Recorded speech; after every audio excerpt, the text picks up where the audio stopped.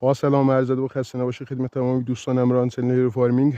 هرس درخت انگور رو داریم. هرس درخت تنها به قطع شدن شاخه ختم نمیشه.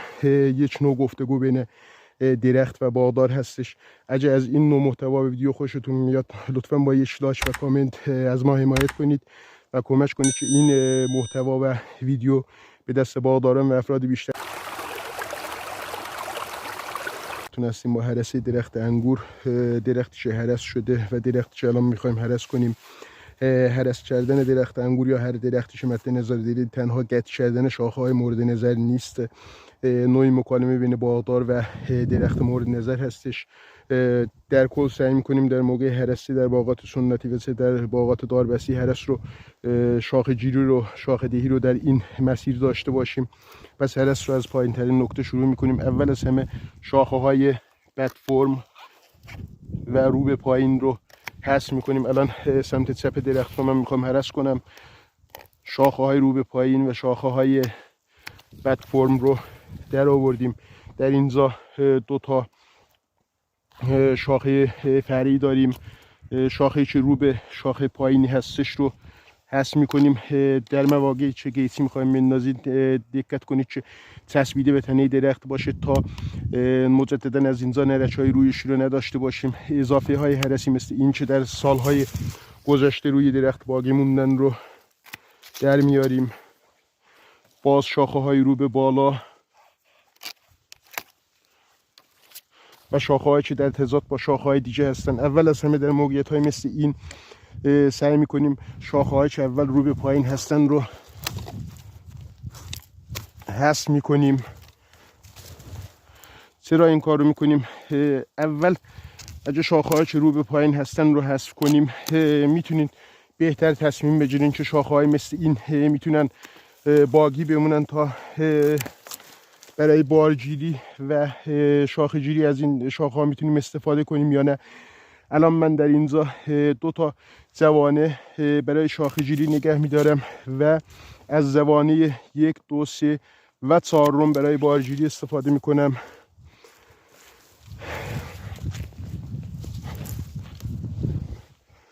شاخه های که ما بین شاخه های دیگه هستن هم همینطور حذف میشن. این شاخه استعداد باردهی خیلی بهتری نسبت به این شاخه هایی دارن، شاخه های نرش دارن. پس شاخه رو از ته حذف میکنیم.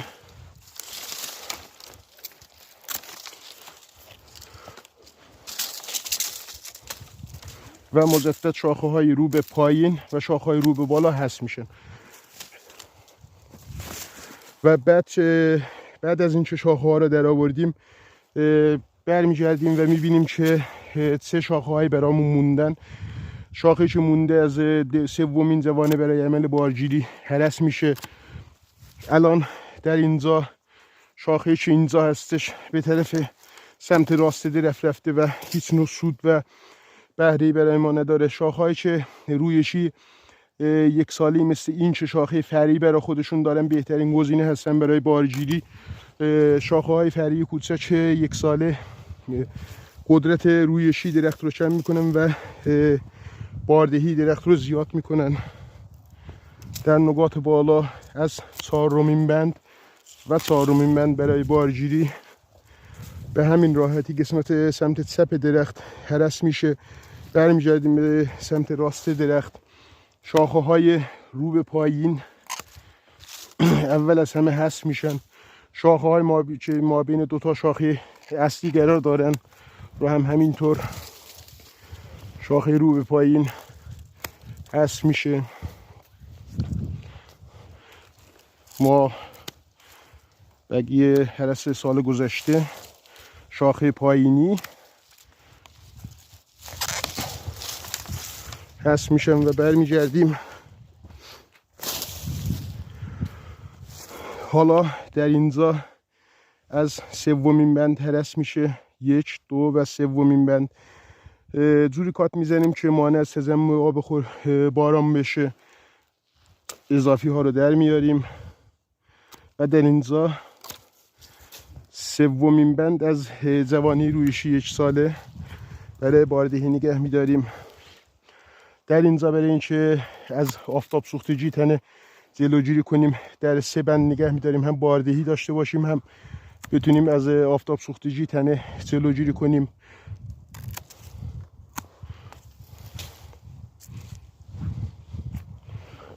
یک، دو، سه و 4مین بند برای بارگیری. در قسمت های بالایی درخت شاخه که اینجا هستش در تضاد با شاخه کناری هستش و استعداد باردهی آنچنانی نداره. 1 بند برای شاخه گیری، از بند 3 برای بارگیری، از بند 4 از 3مین بند برای بارگیری و در شاخه‌هایی که رو به کناره درخت هستن و مسیر رویشی بازی دارن از 4مین بند برای بارگیری خوب از این شاخه‌ها استفاده میکنیم. در این سمت درخت اول زایدها و شاخه‌های بد فرم رو حذف میکنیم. الان اگه توجه داشته باشین این یه شاخه بد فرم هستش و زمان زیادی میخواد تا به شاخه اصولی تبدیل بشه. اول شاخه های بد فرم رو حذف میکنیم. اگه ما اینجا الان این 3 شاخه رو داریم با این یکی و این، اگه بخوایم یک شاخه جوری خوبی از این درخت داشته باشیم، این تنها شاخه رویشیشه در امتداد درخت به درد میخوره، ولی در تضاد با این هستش.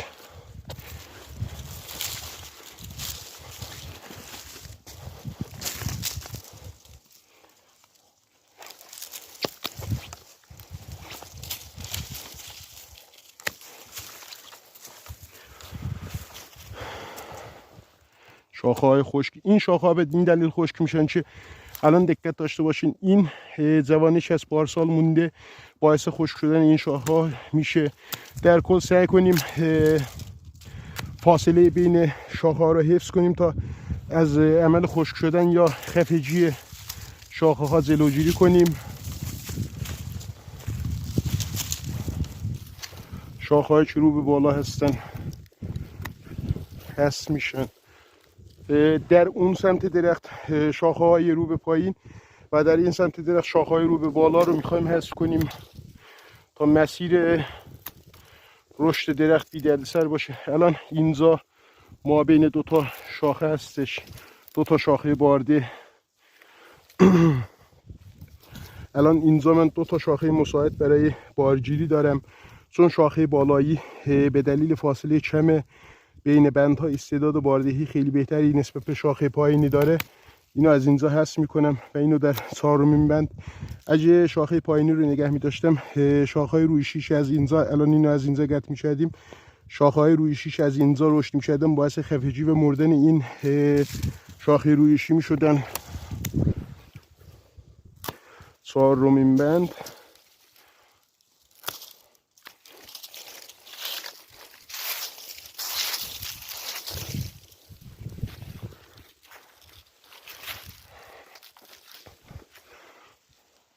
در اینجا این نقطه درخت خالیه، به صورت کلی باید این شاخه رو از اینجا حذف می‌شدن، ولی برای بارگیری امسال اینو نگه می‌داریم و شاخه ما بین 2 تا شاخه رو حذف می‌کنیم.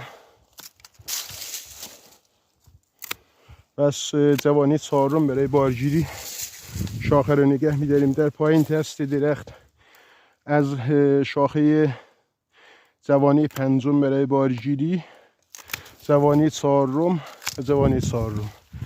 این هم شکل پایانی و هرس شده درخت انگور هستش.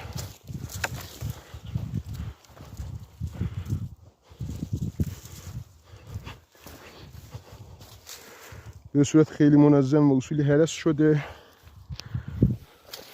همین درخت هم، این درخت استعداد باردهی خیلی بهتری نسبت به درخت هرس نشده خواهد داشت.